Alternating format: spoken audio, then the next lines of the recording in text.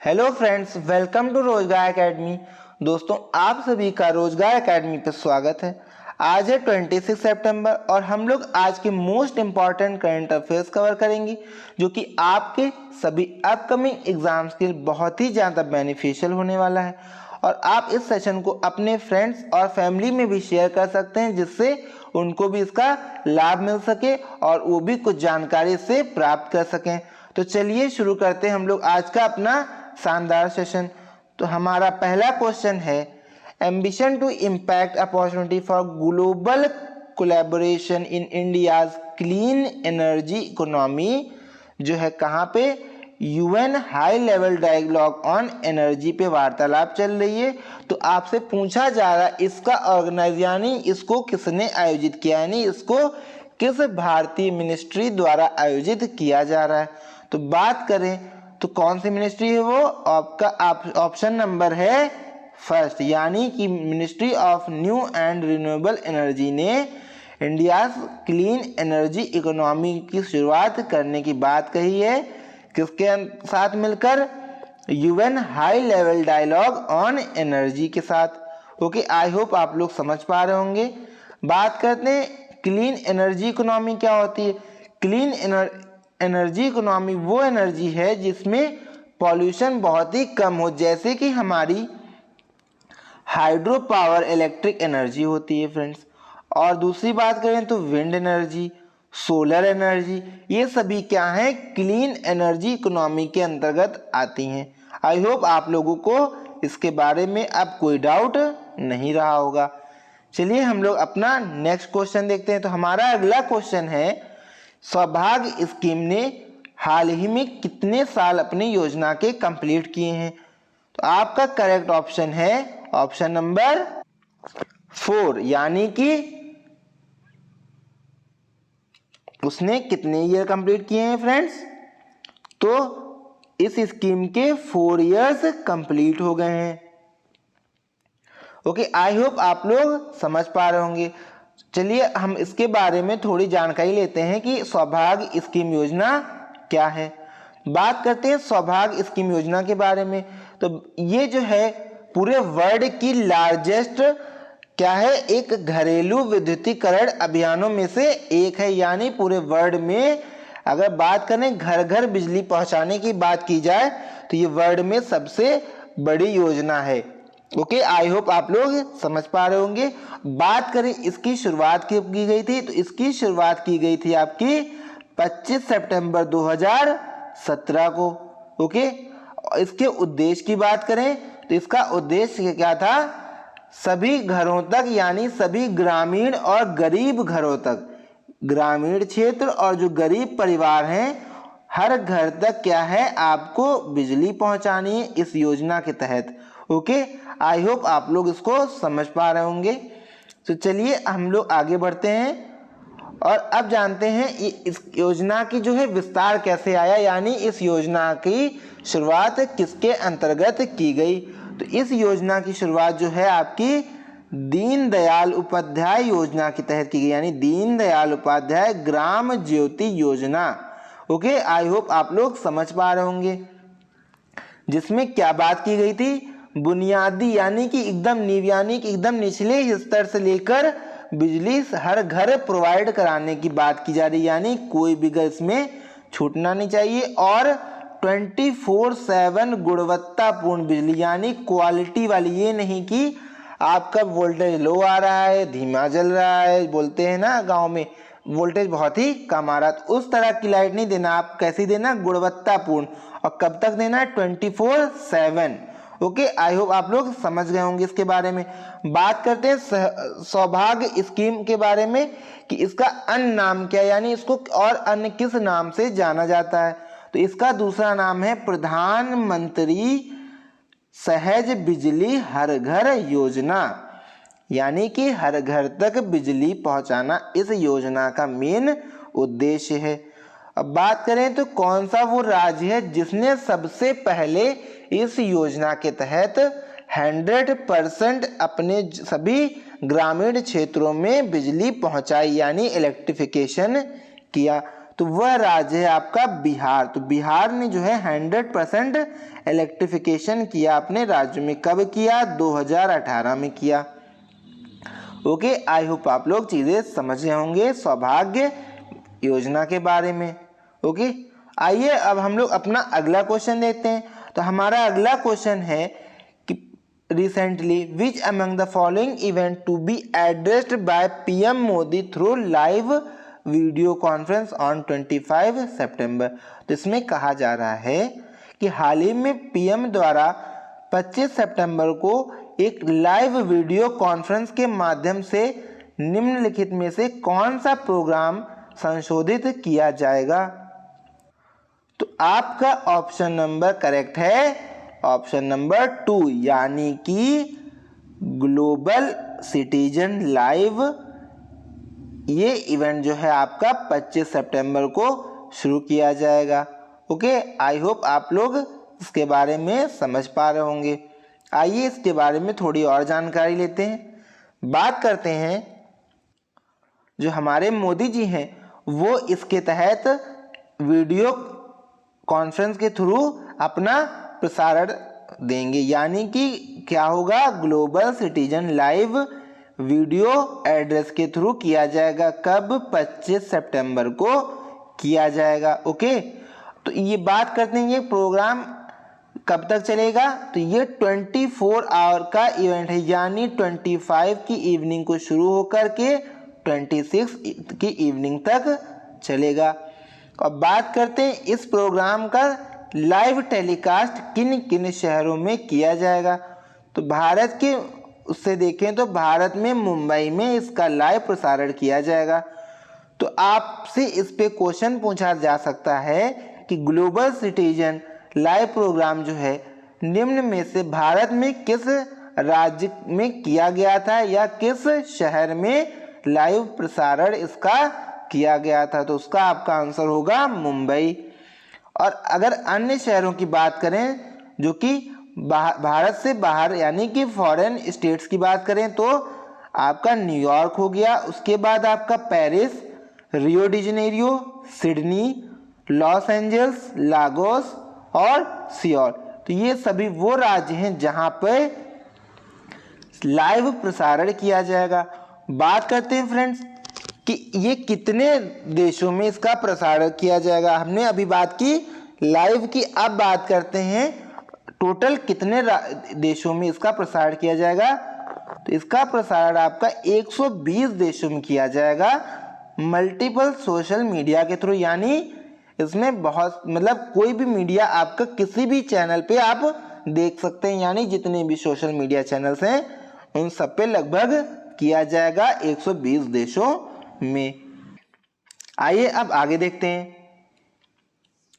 तो हमारा अगला क्वेश्चन है which of the following country India has signed a bilateral project for northern eastern states of India, यानी कि भारतीय उत्तर पूर्वी जो राज्य हैं उनके लिए भारत ने किस देश के साथ अपना बायलैटरल एक प्रोजेक्ट साइन किया है?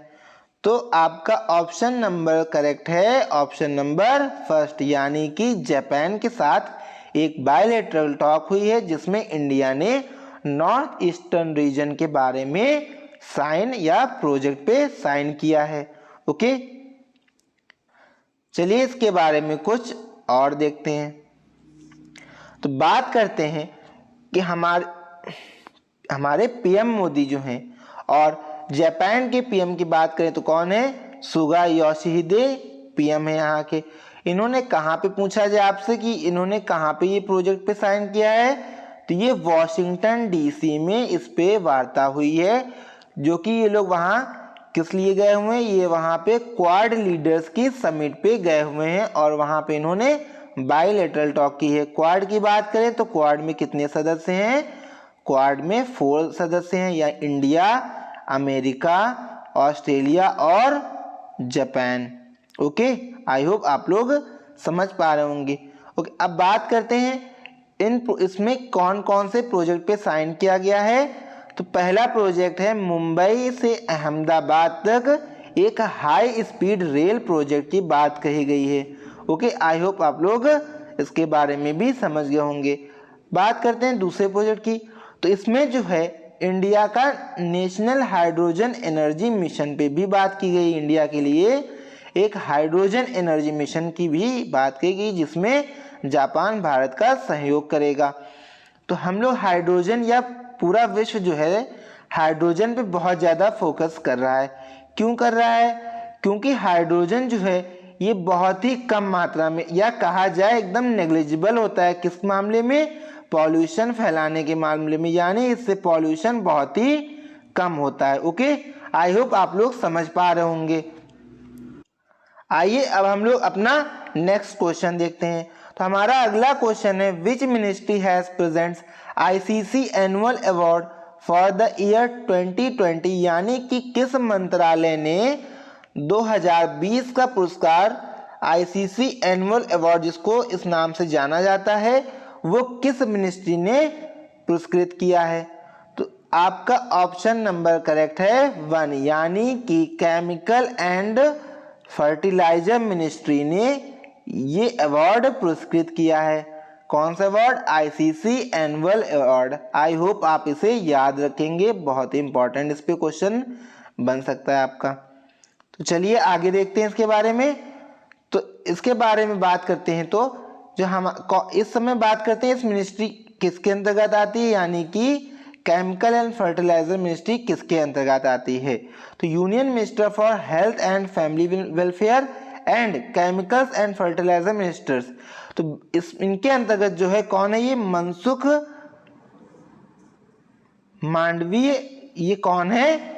ये आपके यूनियन मिनिस्टर हैं। 2 मिनिस्ट्री इनके अंतर्गत आती है। कौन सी है? हेल्थ एंड फैमिली वेलफेयर और आपकी केमिकल एंड फर्टिलाइजर।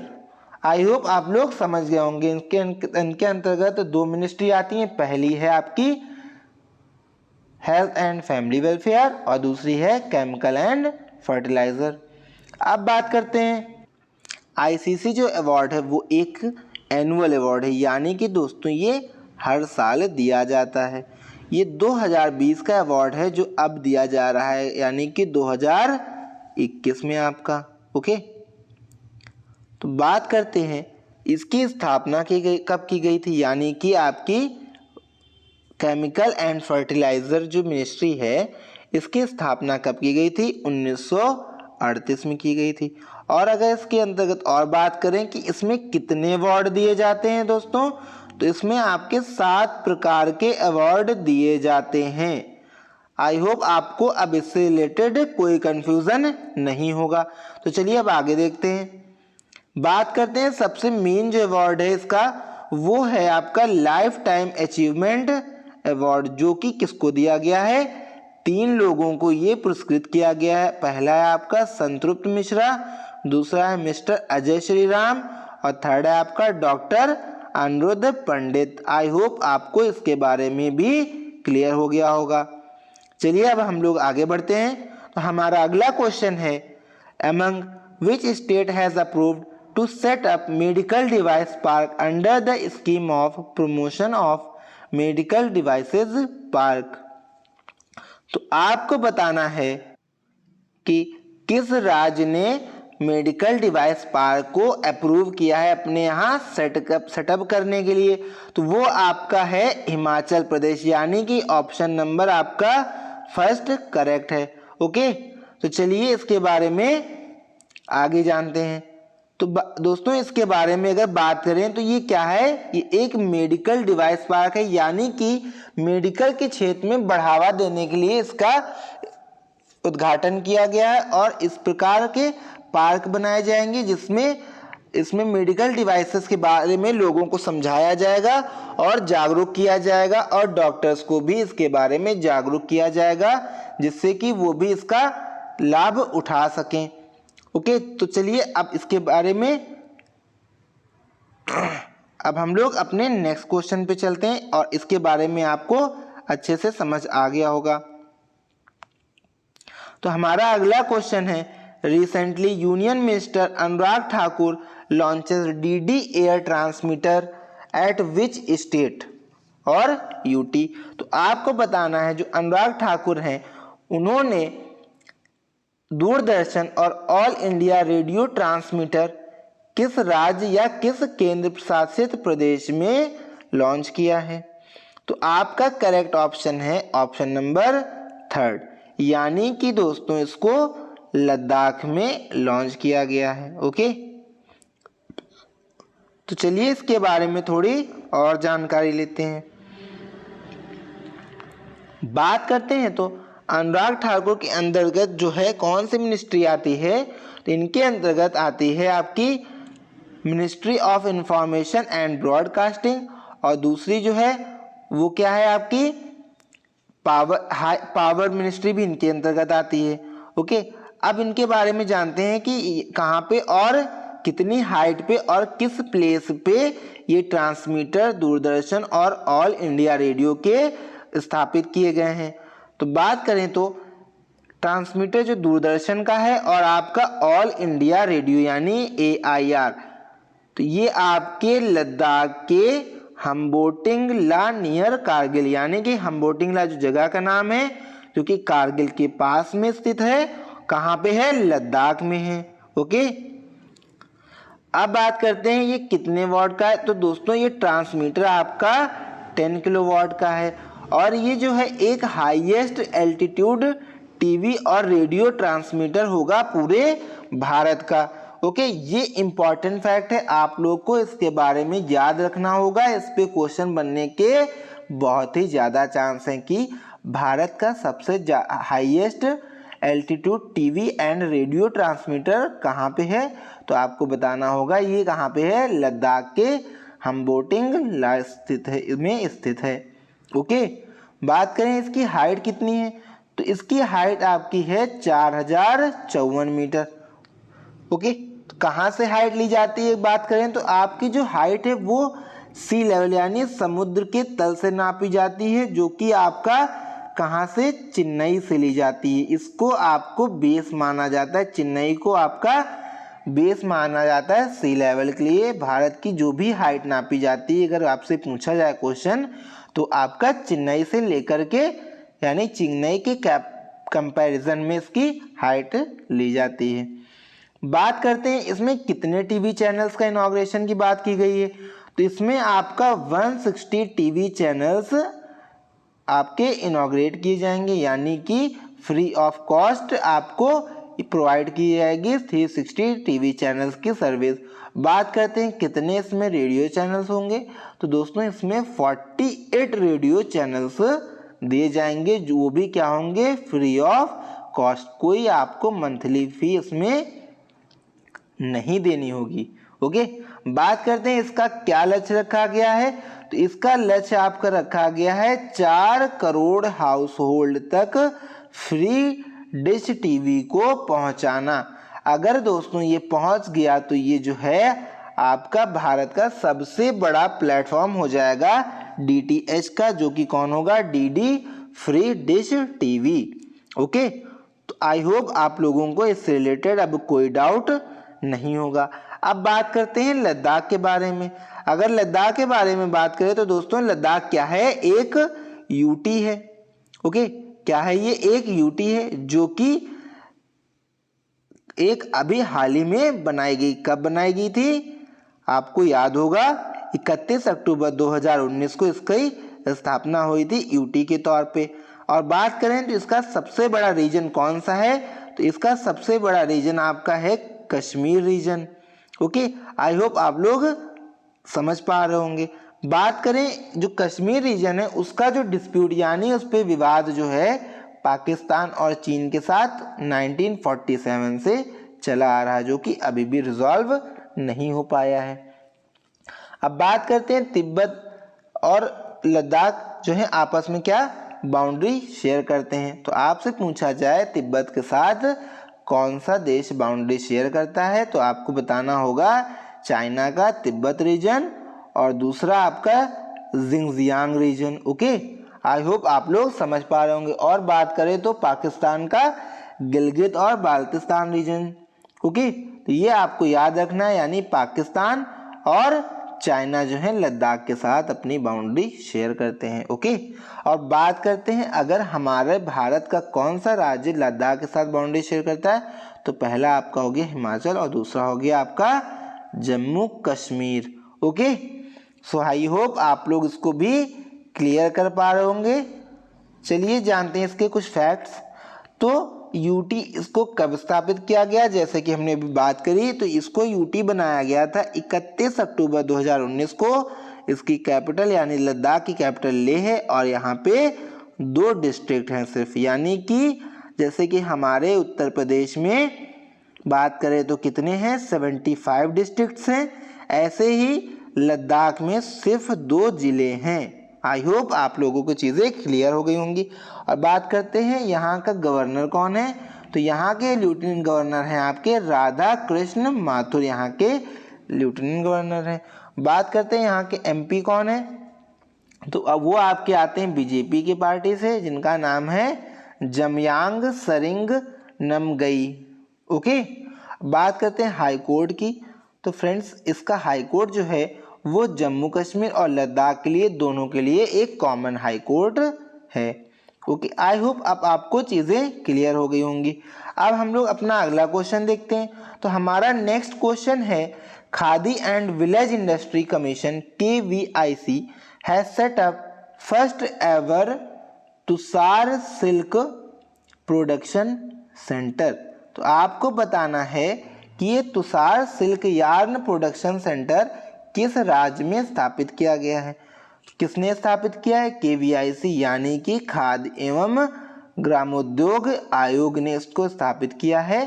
किस राज्य में, तो इसका आपका ऑप्शन नंबर करेक्ट है ओडिशा राज्य में, यानी कि ओडिशा राज्य में आपका Tushar silk yarn production centre स्थापित किया गया। आई होप आप लोगों को समझ आ गया होगा इसके बारे में। अब बात करते हैं तुषार सिल्क के बारे में।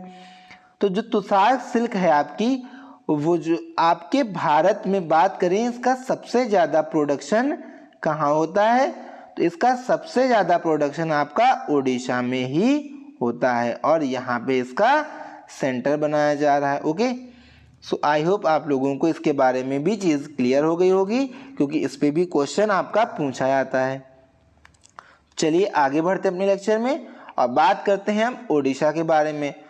ओडिशा की बात करें तो ओडिशा की कैपिटल दोस्तों क्या है, आप लोगों को पता होगा, यहाँ की कैपिटल है भुवनेश्वर और यहाँ के CM कौन है, नवीन पटनायक जी। और बात करें यहाँ पे गवर्नर कौन है, तो यहाँ के गवर्नर हैं गणेशी लाल। और दोस्तों बात करें तो ओडिशा डे यानी ओडिशा दिवस कब मनाया जाता है, तो ये मनाया जाता है आपका 1 अप्रैल को मनाया जाता है।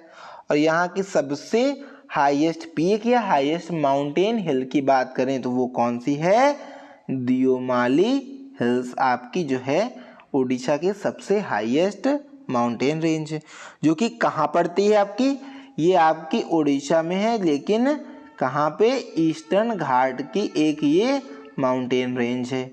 ओके, क्योंकि दोस्तों आपकी ईस्टर्न रेंज ये हो गई और आपकी वेस्टर्न रेंज ये, और आपका उड़ीसा राज्य यहाँ पे स्थित है जो कि एक ईस्टर्न स्टेट है। ओके, और यहाँ पे आपका बे ऑफ बंगाल स्थित है। आई होप आप लोगों को इसके बारे में क्लियर हो गया होगा। अब बात करते हैं यहाँ का डांस। तो यहाँ का जो फेमस या मेन डांस है वो है आपका चाओ डांस। ओके, तो डांसेस भी बहुत ही ज़्यादा आपके एग्जाम में पूछे जाते हैं। बात करते हैं ओडिशा के हाई कोर्ट के बारे में। तो ओडिशा का हाई कोर्ट आपका कहाँ पे स्थित है, ओडिशा का हाई कोर्ट आपका कटक में स्थित है। ओके, और इसको किस नाम से जाना जाता है, इसको ओडिशा हाई कोर्ट बोला जाता है, यानी हाई कोर्ट ऑफ ओडिशा। बात करते हैं यहाँ पे कितने डिस्ट्रिक्ट हैं, तो यहाँ पे आपके 30 डिस्ट्रिक्ट्स हैं, यानी ओडिशा में 30 जिले हैं आपके। ओके, चलिए अब हम लोग आगे देखते हैं। तो बात करते हैं यहाँ पे इम्पॉर्टेंट रिवर्स और डैम के बारे में। तो यहाँ की सबसे और मोस्ट इम्पॉर्टेंट रिवर है आपकी महानदी रिवर। तो दोस्तों इस पे आपकी कई बार क्वेश्चन बन चुका है कि महानदी रिवर पे कौन सा डैम है, तो आपका हीराकुंड डैम किस रिवर पे है, महानदी रिवर पे है। ओके, इस पे दोस्तों बहुत ज़्यादा क्वेश्चन पूछा गया है, इसको आप लोग एकदम रट लीजिए। ओके, बात करते हैं यहाँ की सेकंड मोस्ट इम्पॉर्टेंट रिवर की। तो यहाँ पे सेकंड इम्पॉर्टेंट रिवर है आपकी ब्राह्मणी रिवर, जो कि कहाँ पे है, उड़ीसा में है। और बात करें इस पे कौन सा डैम है, रेंगाली डैम है। ओके, ब्राह्मणी रिवर पे कौन सा डैम है आपका, रेंगाली डैम है। और अब बात करते हैं यहाँ पे लेक के बारे में। तो यहाँ की सबसे इम्पॉर्टेंट लेक है आपकी चिल्का लेक, जो कि एक खारे पानी की लेक है, यानी ये सॉल्ट वाटर लेक है, जो कि भारत की सबसे बड़ी सॉल्ट वाटर लेक है, यानी कि खारे पानी की भारत की सबसे बड़ी लेक कौन सी है, चिल्का लेक। और दोस्तों ये एशिया की भी सबसे बड़ी खारे पानी की लेक है। और बात करें अगर यहाँ पे कि वर्ल्ड की सबसे बड़ी खारे पानी की कौन सी लेक है, तो वो आपकी है कैस्पियन सी, यानी Caspian Sagar. Okay, I hope आप लोगों को क्लियर हो गया होगा। अब बात करते हैं यहाँ पे सदन के बारे में। तो यहाँ पे जो सदन है वो यूनिकार्मल है, यानी एक सदनात्मक व्यवस्था है यहाँ पे, जिसमें 147 सीट्स हैं। ओके, बात करते हैं पार्लियामेंट्री कॉन्स्टिट्यूंसीज के बारे में। तो यहाँ पे जो लोकसभा है उसको 21 सीट्स प्रोवाइड हैं, और राज्यसभा की बात करें तो उसको 10 सीट्स प्रोवाइड हैं। ओके, अब बात करें हाई कोर्ट की, तो इसकी बात हमने पहले भी कर ली, दोबारा रिवीजन कर लेते हैं। हाई कोर्ट को ओडिशा हाई कोर्ट के नाम से जाना जाता है, जैसे हमारे यूपी में क्या जाना जाता है, इलाहाबाद हाई कोर्ट जो हमारा मेन है, और यहाँ पे ओडिशा हाई कोर्ट है। ओके, आई होप आप लोगों को चीज़ें क्लियर हो गई होंगी। चलिए आगे बढ़ते हैं। तो हमारा अगला क्वेश्चन है, recently Shri Sarbananda Sonowal inaugurate Ratna Shri Arogya Dham at Shri Dharmasthala Manjunatheshwara college of Ayurveda and hospital. तो बात की जा रही है वो कौन सा स्थान है या वह कौन सा राज्य है जहाँ पे श्री सर्बानंद सोनोवाल ने रत्न श्री आरोग्य धाम परियोजना का शुरुआत करी है। किसने करी है, सर्बानंद सोनोवाल ने रत्न श्री आरोग्य धाम की। तो पहले बात कर लेते हैं वो कौन से हॉस्पिटल में की गई है, तो वो आपका है Dharmasthala Manjunatheshwara college of Ayurveda and hospital. दोस्तों ये कॉलेज भी है और ये हॉस्पिटल भी है। ओके, तो बात करते हैं कहाँ पे स्थित है या ये कहाँ पे योजना शुरू की जा रही है। तो ये आपका कहाँ पे है, ऑप्शन नंबर फर्स्ट, यानी कि कर्नाटक राज्य में इसकी शुरुआत की जा रही है। आई होप आप लोगों को क्लियर हो गया होगा कि रत्न श्री आरोग्य धाम की शुरुआत कहाँ की जा रही है, कर्नाटक में। ओके, आई होप आप लोगों को चीज़ें क्लियर हो गई होंगी। आइए देखते हैं अब कर्नाटक के बारे में। तो फ्रेंड्स कर्नाटक जो है आपका कहाँ पे है, आप देख पा रहे होंगे ये हाईलाइटेड है, जो कि कहाँ पे, अरेबियन सी के कोस्ट पे है। ओके, बात करते हैं यहाँ की कैपिटल क्या है, यहाँ की कैपिटल आपकी बेंगलुरु है। ओके, और आइए कुछ फैक्ट्स और जानते हैं इसके बारे में। इसकी जो लोकेशन है वो आपकी कहाँ पे, आपने देख लिया वेस्टर्न कोस्ट में है। यहाँ पे क्या है, आपकी वेस्टर्न घाट स्थित है। ओके, अब बात करते हैं कि कितने राज्यों से टच करता है। अगर राज्यों की बात करें दोस्तों, तो आप देख पा रहे होंगे यहाँ पे आपका क्या हो गया, गोवा हो गया आपका, ये आपका महाराष्ट्र है, आप देख पा रहे होंगे इसको। और बात करें तो ये आपका हो गया तेलंगाना। ओके,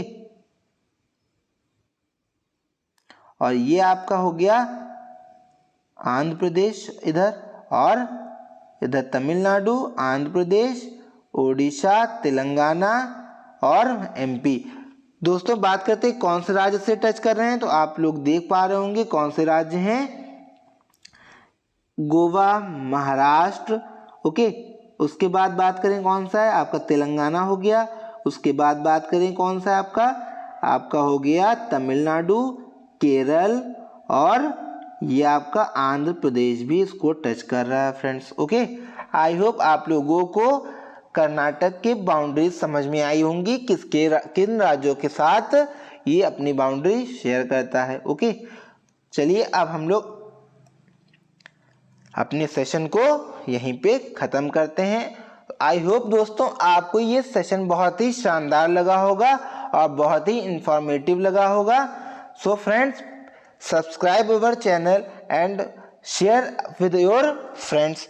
ओके, और हमें ऐसे ही आप सपोर्ट करते रहिए, जिससे हम आपके लिए ऐसे ही इंफॉर्मेटिव और ऐसे ही इंफॉर्मेशनल कंटेंट के साथ वीडियो लाते रहें। So friends, good day, good bye.